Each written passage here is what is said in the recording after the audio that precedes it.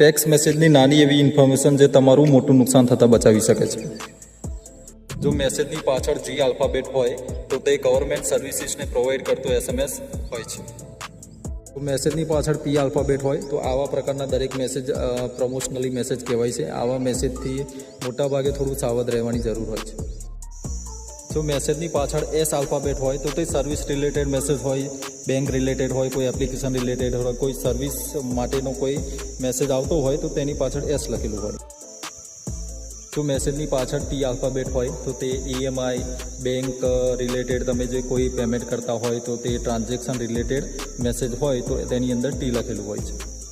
જો આ 3 આલ્ફાબેટવાળા મેસેજ હોય તો તે સેફ ઝોનમાં છે અને એક આ પી વાળો જે આલ્ફાબેટ છે તે મીડિયમ રિસ્ક હોય છે અને એના સિવાયના કોઈ પણ મેસેજ હોય તો એની અંદર રિસ્ક પૂરેપૂરું છે, ફ્રોડ થવાના ચાન્સીસ 100% છે. તો આવા મેસેજમાં ધ્યાન રાખજો.